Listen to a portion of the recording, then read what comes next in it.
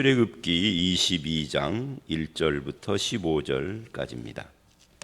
이제 오늘 말씀 1절로 15절 전체는 배상과 관계되는 법입니다. 그래서 여기에 계속해서 반복해서 나오는 단어들이 무엇이냐면 도둑이라는 말과 재산의 피해라는 말과 보관의 문제가 계속 반복해서 나와요. 그래서 갚다, 배상하다 하는 단어들, 이 두 단어가 굉장히 많이 등장을 합니다. 그러니까 배상과 관계되는 법이다라고 하는 거죠. 이 배상과 관계되는 이 법은 레위기에 가면은 레위기에 5대 제사가 나오잖아요. 그 5대 제사, 소제, 번제, 속제제, 화목제, 그리고 마지막 5대 제사가 속건제예요. 이 속건제가 바로 배상제입니다. 그러니까 그거는 제사에서의 속건, 배상을 말하는 거고, 여기서는 법적인 의미에서 배상을 지금 이야기를 하는 거죠.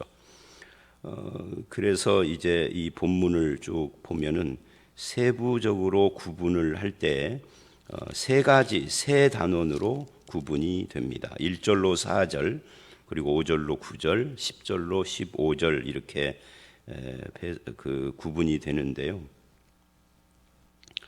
1절로 4절은 그 핵심이 정직하고 관계되는 말씀들입니다. 도둑질을 말하는 거죠. 그러니까 이 도둑질을 했는데 사람이 소나 양을 도둑질하여 잡거나 팔면 그는 소 한 마리에 소 5마리로 갚고 양 한 마리에 양 4마리로 갚을지니라. 소나 양을 도둑질하여 잡거나 팔면, 팔아먹거나 아니면 잡아먹거나 그걸 말하는 거죠. 한 마리에 5마리로, 그러니까 5배의 배상을 말합니다. 이 5배의 배상은 이 구약에서 그리고 신약의 예수님 시대까지 쭉 그 원칙이 쭉 내려와요. 5배. 그래서 삭개오가 예수님을 믿을 때에도 내가 몇 배로 갚겠습니다, 이런 이야기도 나오고요. 여기서 이제 이 도둑질을 했을 때 이야기인데, 도둑이 뚫고 들어오는 것을 보고 그를 쳐 죽이면 그 도둑에 대한 대처를 말을 하는 거고요. 그래서 이 말씀 1절 말씀을 우리가 오해하면은 안 돼요. 왜냐하면 그러면 남이 모르고 증거가 없으면 괜찮다 하는 생각을 하기가 쉽습니다. 그래서 항상 법이라는 것은 이 성경에 나오는 율법이 됐던 세상법도 마찬가지겠지만 그 법은 문구에만 매달리면 안 돼요. 안 잡히면 되겠네 이렇게 생각을 할 수도 있는 것이죠.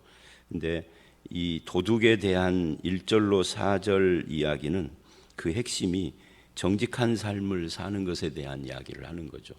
또 에베소서에 보면은 성령을 근심하게 하지 말라 하면서 이 도둑질에 대한 이야기를 해요. 이 도둑질의 반대쪽에서 그럼 어떻게 살 것이냐 할 때 자기 손으로 일하여 자기 손으로 일하는 삶, 정직한 삶을 사는 거예요. 그리고 남을 구제할 수 있도록 하는 삶, 이게 이제 이 법 정신이라고 말을 할 수가 있습니다. 남의 것에 유혹받는 삶을 지적하고 있는 거예요. 이 본문이 지금. 그것은 꼭 소만 해당되는 것은 아닙니다. 소 이외에도 많은 것이 여기에 해당이 되는 거죠. 소는 일종의 재산인데 남의 재산이 요즘은 돈, 화폐가 될 수도 있고 주식이 될 수도 있고 집이 될 수도 있는 거죠. 또는 심지어 요즘은 이제 지적재산권이라고 해서 지적재산권도 여기에 해당이 되고요. 요즘 큰 문제가 되고 있는 무슨 지위를 이용을 해서 개발 사업을 하는데 거기에 높은 지위에 있거나 정보를 아는 사람들이 그 정보를 빼가지고 큰 이익을 얻는다든지 이런 것들이 다 이런 도둑과 관계되는 것이다라고 할 수가 있죠. 남의 배우자를 탐내는 것도 마찬가지예요. 그래서 십계명에 나오는 그 탐심이라든지 도둑질, 거짓말 이런 것들이 다 이렇게 이제 율법 속에서 다시 구체적인 사례로 지금 등장을 하고 있는 거예요. 그런데 이제 재미있는 것이 2절과 3절입니다. 도둑이 뚫고 들어오는 것을 보되 저녁에 이제 도둑을 발견을 했어요. 그래서 그를 쳐 죽이면 피 흘린 죄가 없지만 해가 돋은 후에는 도둑이라 할지라도 죽이면 그것이 죄가 있으리라. 그러니까 도둑도 어떻게 대처를 하느냐에 시간과 관계되는 거예요. 낮이냐 밤이냐 이 시간과 관계에서 그 도둑에 대한 대처를 어떻게 할 것이냐까지 지금 이야기를 한 거죠. 도둑의 생명도 존중을 하는 거예요. 그러나 밤중에는 쳐 죽여도 말 못한다. 이렇게 정해 놓은 거죠. 고대 다른 나라들의 그 법들, 예를 들면 출애굽기의 이 법이 출애굽기의 법보다 좀 더 일찍 제정된 법이 있는데 그게 우리가 잘 알고 있는 함무라비 법전이라고 그래요. 근데 함무라비 법전은 십계명과 비교하고 어제 말씀, 오늘 말씀 이런 것들과 비교를 해볼 때 완전히 차이가 납니다. 예를 들면 이제 함무라비 법전 같은 데서는 배상을 할 때도요. 그 상대편의 지위에 따라서 사회적 신분에 따라서 차등을 두어요. 지위가 높으면 배상도 낮아지고 이런 식으로 지위가 낮으면 배상도 높아지고 그렇게 합니다. 그러니까 그 범인이었을 때 이야기죠. 반대의 경우도 마찬가지입니다. 지위가 높은 사람이 피해자이면 배상도 더 많이 해줘야 돼요. 함무라비 법전은 평등한 법전이 아니죠.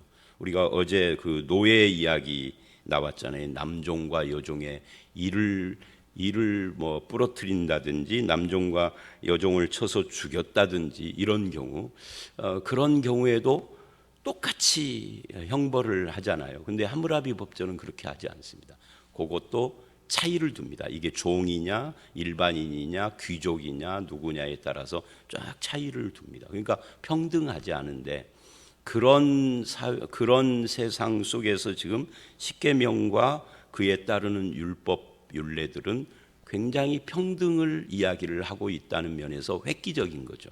오늘날의 법의 기준으로 봐도 별로 그렇게 모자람이 없는 그런 법을 그 당시에 지금부터 3,500년 전에 말을 했다는 것이 여러분 3,500년 전이면 제가 항상 말을 하지만 우리나라 단군 시대입니다. 단군 시대는 그야말로 막 그 호랑이가 날아다니고 하던 그런 시대잖아요. 그런데도 이런 법을 정했다는 것이 굉장한 거죠. 이게 하나님께서 주신 거니까 그렇죠. 그래서 이제 그 시간대별로 다르고 도둑은 반드시 배상할 것이나 배상할 것이 없으면 그 몸으로 배상을 해야 한다. 그러니까 도둑질하다가 잘못 걸리면 노예가 되는 거예요. 그래서 이 도둑질에 대해서 굉장히 엄격한 기준을 두고 있다 하는 것을 알 수가 있어요. 그 함무라비 법전하고 또 뭐가 다르냐면 지금 이 말씀하다가 어제 말씀으로 갔었는데 말하자면 그 도둑의 생명도 보호하는 것이 지금 이 3절 이야기잖아요. 그런데 함무라비 법전은 그런 것이 없어요. 그래서 생명을 악인이라 할지라도 생명을 보호하는 이것은 상당히 획기적인 그런 법이라고 말을 할 수가 있습니다. 그래서 이렇게 해서 도둑질한 사람에게도 새로운 기회를 주시고자 하는 그런 하나님의 뜻이 있죠. 하나님이 생명을 주장하시고 지키신다 그런 이야기예요. 근데 오늘날은 이 물질이라든지 또는 어제도 말씀드린 여러 가지 사상 이런 것들의 지배를 받아서 생명경시, 인명경시 풍조가 만연한데 하나님은 도둑의 생명도 존중을 해주는 그런 말씀을 지금 하고 있는 거죠. 또 4절을 보면 도둑질한 것이 살아 그의 손에 있으면 그러니까 팔지도 않고 잡아먹지도 않았는 거예요. 소나 나귀나 양을 막론하고 팔거나 잡아먹었으면 5배인데 살아있으면 2배죠. 갑절을 배상할지니라. 그러니까 그 도둑질 해간 그 물건을 반환하고 그만큼 더 내야 하는 거죠. 그러니까 도둑질하다 걸리면 이스라엘 사회에서는 이제 엄청난 손해를 보는 거예요. 그래서 도둑질을 아예 생각하지 말도록 그렇게 지금 법을 준 거죠. 그래서 1절로 4절은 정직한 삶, 부지런한 삶, 자기 손으로 일하여 먹고 살 뿐만 아니라 남을 구제할 수 있도록까지 하는 그런 삶을 요구하고 있다라고 말할 수 있습니다. 그 다음에 5절로 9절 말씀은 이제 그 성실한 삶에 대한 이야기를 합니다. 5절, 사람이 밭에서나 포도원에서 짐승을 먹이다가 자기 짐승을 놓아 남의 밭에서 먹게 하면, 그러니까 이것이 고이든 아니든 간에 남의 밭을 훼손시키는 거죠. 그러면 자기 밭에 좋은 것, 자기 포도원에 가장 좋은 것으로 배상해라. 그러니까 도둑질한 것은 5배 또는 2배인데 여기서는 좋은 것으로 배상해라. 이 짐승이 한 짓이니까 그렇게 이야기를 해요. 여기에 핵심은 뭐겠어요? 짐승을 소홀히 관리하는 이 성실한 삶에 대한 태도를 말하는 겁니다. 책임 있는 삶, 성실한 삶. 그러니까 우리는 뭐 짐승도 안 키우고 포도원도 없고 밭도 없지만, 농사도 안 하지만 이 말씀은 그대로 우리에게 성실하고 책임 있는 삶을 요구하고 있는 겁니다. 예를 들면 내가 중소기업의 사장이다. 아니면은 뭐 내가 떡볶이집을 하는 사장인데 아르바이트생이 한 명 있다. 그럼 아르바이트생의 행동까지도 내 책임 하에서 내가 잘 성실하고 책임 있게 잘 관리를 해야 하는 거예요. 뭐 걔가 저지른 거니까 나오고는 상관없어요. 이런 태도가 되면은 안 된다 하는 것을 여기 이 말씀을 가지고 적용해 볼 수 있죠. 그러니까 오늘날하고 거리가 먼 말씀이 아니다 하는 것을 말하는 겁니다. 문구 그대로는 우리하고 상관이 없지만 법 정신으로 가면은 그것이 우리하고도 관계가 되는 거죠. 그 다음에 6절은 불 이야기를 해요. 이것도 성실하고 책임 있는 삶을 이야기를 합니다. 이 관리에 대한 이야기죠. 불이 나서 가시나무에 댕겨 낯가리나 거두지 못한 곡식이나 밭을 태우면, 그러니까 내가 뭐 일을 하다가 우리나라 요즘 농사는 그러지 않겠습니다만은 불 놓는 일들이 있잖아요. 그러다가 옮겨 붙어서 남의 밭을 태우는 거예요.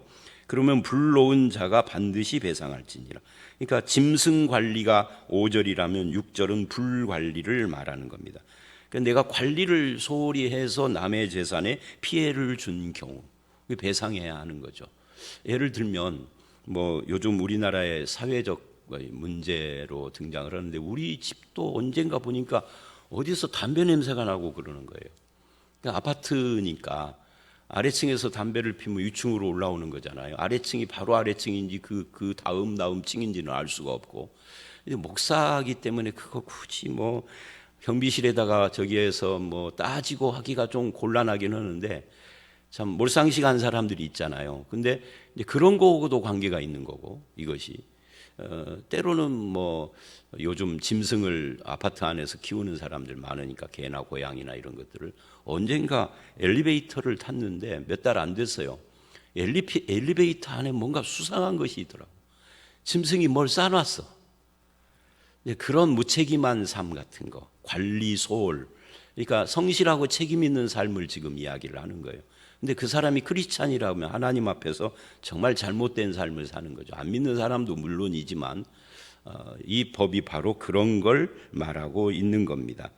또 7절, 사람이 돈이나 물품을 이웃에게 맡겨 지키게 하였다가 이거 좀 맡아줘, 내가 어디를 가야 할 일이 있어 라고 그렇게 이웃에게 돈이나 물품이나, 요즘 같은 우리 집 강아지 좀 밥 좀 하루에 2번이라도 좀 먹여줘 하고 내가 한 3일 어디를 갈 텐데, 혹은 옆에 친한 이웃에게 부탁을 했을 수 있죠.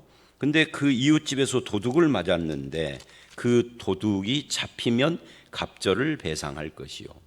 그러니까 도둑이 잡혔을 때, 잡히지 않으면 그 집주인이 재판장 앞에 가서 자기가 그 이웃의 물품에 손댄 여부의 조사를 받을 것입니다. 그러니까 도둑이 안 잡히면은 그 맡은 사람이 손댔을 가능성이 있으니까 내가 손 안 댔다 하는 것을 재판받아서 입증을 해야 한다. 아주 세밀한 이야기까지 지금 하고 있는 거죠. 그러니까 하나님이나 남이 나에게 맡긴 것에 대한 성실함을 이야기를 하는 겁니다. 예를 들면 이웃이 맡긴 것도 맡긴 거지만 하나님이 나에게 맡긴 것도 있죠. 하나님이 우리에게 맡긴 것, 이걸 우리가 청지기라고 하잖아요. 나의 생명도 하나님이 맡긴 겁니다. 내 생명이 내 것이 아니에요. 그러면 내 생명에 대해서 내가 성실해야 돼요. 함부로 하면 안 되고 내 생명 내 마음대로 자살 이런 것은 있을 수가 없는 거예요. 크리스찬은 뭐 생명뿐만 아니라 자식도 하나님이 맡긴 거예요. 물질도 하나님, 재능도 하나님이 맡긴 거예요. 가정도 교회도 뭐 여러 가지 우리에게 맡기신 것이 많습니다. 달란트, 지위 이런 것도. 그런 것을 얼마나 성실하게 할 것인가. 시간도 하나님이 우리에게 맡긴 겁니다. 시간이 무한대로 우리에게 있는 건 아니에요. 맡긴 만큼 있는 거죠. 근데 이제 그 시간 중에 내가 어느 직장에 고용됐다. 내가 직장인이다. 그러면은 직장에 출근해서 퇴근할 때까지는 직장상 직장의 오너, 주인, 사장, 요즘은 회장이라고 합니다. 회장에게 내가 내 시간을 준 거잖아요. 그 대신에 월급을 받는 거죠. 근데 그 시간에 나가서 몰래 나가서 점심 먹으러 가가지고 점심시간 1시간인데 1시간 넘도록 1시간에서 2시간 되고 3시간 되도록 뭐 그 가든 같은 데 가가지고 밥 먹고 나서 화투 치고 고스톱 치고 놀고 있어. 사실 한국에 그런 사람들이 굉장히 많아요. 특히 그 기독교인들 중에서 가든 하는 분들하고 대화를 해보면 그런 사람들이 굉장히 많다는 것을 느껴요. 그런 것은 사실은 이 본문에서 말하는 자기에게 맡긴 것에 대하여 불성실한 모습이기 때문에 그리스도인들은 그렇게 살면 안 되는 거죠. 뭐 그렇게 살면은 지옥 간다 안 간다 이걸 따지는 것이 아니라 지금 이 십계명 이하 이 율법은 다 뭐라고 그랬어요? 하나님과 언약 백성 된 사람이 어떻게 살 것인가 하는 문제를 이렇게 이걸 잘 지키고 살면 언약 백성이 되는 것이 아니라 반대죠. 언약 백성이 됐기 때문에 이런 것을 지키며 살아야 된다는. 성실해라. 맡은 것에 대한 책임을 잘 감당해라. 신뢰성 있게 살아라. 이런 이야기를 지금 하고 있는 겁니다.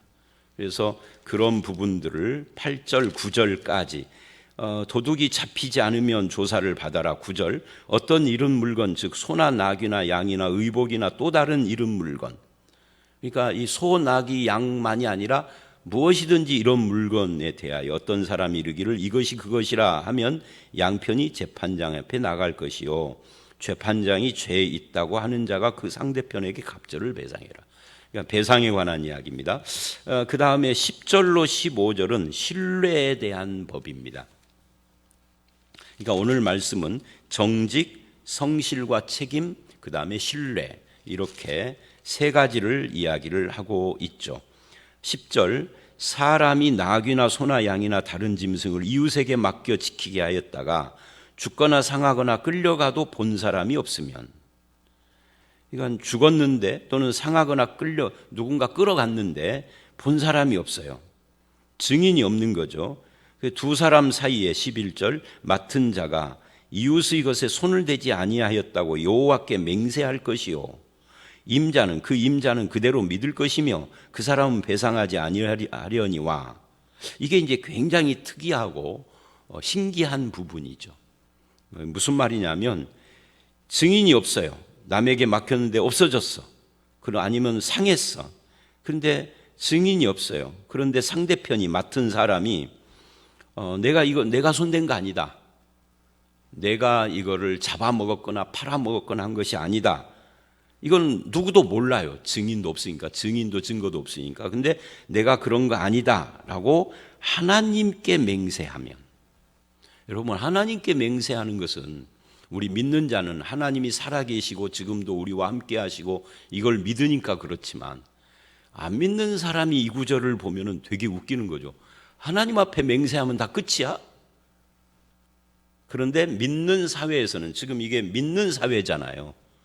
모세 출애굽한 이스라엘, 하나님과 시내산에서 언약을 하는 이 언약의 백성, 믿는 사람이란 교회란 말이죠. 이게 지금 교회 안에서는 하나님께 맹세하면 그 맹세를 그대로 믿어주어라 그 말이에요. 신뢰해라 그 말이에요. 집사님, 하나님 앞에서 정직하게 그거를 인정하십니까? 정말 정직하게 그렇다고 할 수 있습니까? 내가 하나님 앞에서 내 양심이 나는 그렇지 않다, 나는 정직하다라고 생각합니다 라고 하면은 목사를 비롯한 온 교회가 그걸 믿어줘라 그 말이에요. 신뢰해라. 어떻게 그래요? 어떻게 그래요? 그러면 우리가 하나님 안 믿는 거죠. 그렇잖아요. 이런 부분들이 이 교회 앞에서, 교회 안에서 발생할까요? 많이 발생하죠. 이제 우리 교회 같은 데는 그런 것들이 발생을 안 했습니다만은, 목사 장로들이 모인 노예나 총회 같은 데 보면 그런 일들이 많아요. 그래서 서로가 못 믿어주기 때문에 세상 재판으로 가고, 우리 노예도 지금 세상 재판으로 가고 재판하고 있는 사람들이 있어요. 서로 안 믿어주니까, 목사들끼리도 안 믿어주고 장로하고도 안 믿어주고 서로 안 믿어주니까, 하나님 앞에서. 그러니까 신뢰가 떨어진 거예요. 그러니까 하나님 앞에서 사람 사이의 신뢰가 떨어졌다. 이거는 그리스도인으로서 심각한 문제죠. 그래서 상대방은 그대로 믿고 신뢰하라 하는 거예요. 사실 신앙에 있어도 신뢰가 굉장히 중요하고, 믿는 사람 사이의 인간관계의 기본도 서로 신뢰하는 겁니다. 부부도 신뢰가 중요해요. 결혼하기까지는 사랑이 중요하지만 결혼 후에는 신뢰가 중요하죠. 신뢰가 깨진 부부를 의학적으로 뭐라 그러죠? 의처증, 의부증이라고 그러잖아요. 늘 의심하는 거잖아요. 남편을 늘 의심하고 아내를 늘 의심하고. 그 부인에 대한 의심병 이야기도 이제 나중에 나옵니다. 그런데 거기서도 신뢰 문제예요, 사실은. 그래서 신뢰를 지금 강조를 하고 있어요. 특히 교회 안에서 이 신뢰가 무너지면 비참해집니다. 이런 부분에서 우리가 이 본문을 눈여겨봐야 합니다. 12절, 만일 자기에게서 도둑 맞았으면 그 임자에게 배상할 것이며, 그러니까 도둑 맞았으면 배상을 하고, 그 사람이 직접 자기가 도둑질하거나 다치게 하거나 어디다 팔아먹은 것이 아니다라고 맹세하면 배상 않고 신뢰를 해라, 그런 이야기입니다. 13절, 만약 찢겼으면 그것을 가져다가 증언할 것이요. 찢겼으면 찢긴 것을 가져다가 찢긴 것에 대하여 배상하니. 이 찢겼다 이 말은 무슨 말이냐면 뭡니까? 사나운 맹수가 예를 들면 무슨 늑대나 이런 것들이 와서 네가 맡긴 양 내가 손댄 거 아니야, 이 증거가 있어. 지금 늑대가 찢어먹은 것이 증거품으로 보이면 그러면 배상을 안 해도 된다. 이렇게 굉장히 합리적으로 이야기를 하고 있는 겁니다. 14절 15절, 만일 이웃에게 빌려온 것이 그 임자가 함께 있지 아니할 때 상하거나 죽으면 반드시 배상하려니와. 임자가 함께 있을 때 그런 일이 일어나면 배상하지 안 해도 된다. 그러니까 임자가 있으니까, 임자도 책임이 있는 거니까 배상 안 해도 된다, 그런 이야기죠. 만약 그것이 새낸 것이면 새로 족하니라. 새낸 것이면 새 주는 걸로 끝난다, 그런 이야기입니다. 자, 그래서 10절로 15절은 상호 간의 신뢰를 바탕으로 한 사회를 이루어야 한다. 국가사회를 말하는 것이 아니라 교회를 말하는 거예요. 이스라엘은 전체적으로 국가이면서 한편 교회예요. 구약의 교회가 이스라엘이거든요. 그래서 이 하나님을 믿는 사람들의 신뢰, 하나님에 대한 신뢰뿐만이 아니라 하나님 앞에서 인간관계의 신뢰를 말하고 있습니다. 자, 오늘 말씀 여기까지인데요. 정직한 삶, 그리고 성실하고 책임 있는 삶, 서로 신뢰하는 그런 사회, 이런 것들을 예수 믿는 사람들은 만들어 가야 한다. 어디에서요? 교회에서, 가정에서, 그리스도인이 사는 곳에서 확장돼 가는 거죠. 이렇게 안 믿는 사람들과 어울려 사는 곳에서도 예수 믿는 사람들은 상대편에게 신뢰를 받는 사람, 성실하고 책임 있다라고 인정받는 사람, 정직한 사람이라고 인정받는 사람이 되어야 합니다. 이런 것들이 되어지면은요, 전도가 돼요. 이런 것이 사라지고 이런 것이 희박해지고 있기 때문에 전도가 안 되는 거예요. 너나 잘 믿어 이렇게 되는 거죠. 이게 교회적으로도 개인적으로도 하나님의 법 정신을 따라서 사는 것이 굉장히 중요합니다. 저와 여러분의 삶 속에 정직, 성실, 책임, 신뢰 이런 모습들이 열매로 잘 드러나는 그런 삶을 살게 되시기를 주의 이름으로 축원합니다. 함께 기도합니다. 하나님 아버지, 그렇습니다. 우리가 정직한 삶, 진실이 있는 삶, 성실하고 책임 있는 삶, 신뢰를 받고 또 신뢰하는 삶을 산다는 것이 얼마나 중요한 것인지를 살펴봤습니다. 하나님을 믿는 사람으로서, 거듭난 구원받은 주의 백성으로서 이런 삶의 열매를 맺고, 그래서 하나님께 영광을 돌리며 우리가 입술로 증거하는 복음이 신뢰를 받는 그런 성도의 삶을 살아갈 수 있도록 도우시고, 이것이 교회 안에서는 물론이고 믿는 자의 가정과 믿는 자가 살아가는 삶의 터전 위에서 우리가 그렇게 인정받는 주의 백성이 되도록 주님께서 늘 우리와 함께하여 주시옵소서. 진리 가운데 우리를 교훈하시고 인도하여 주실 줄 믿사옵고 예수님 이름으로 기도드려 싸움나이다. 아멘.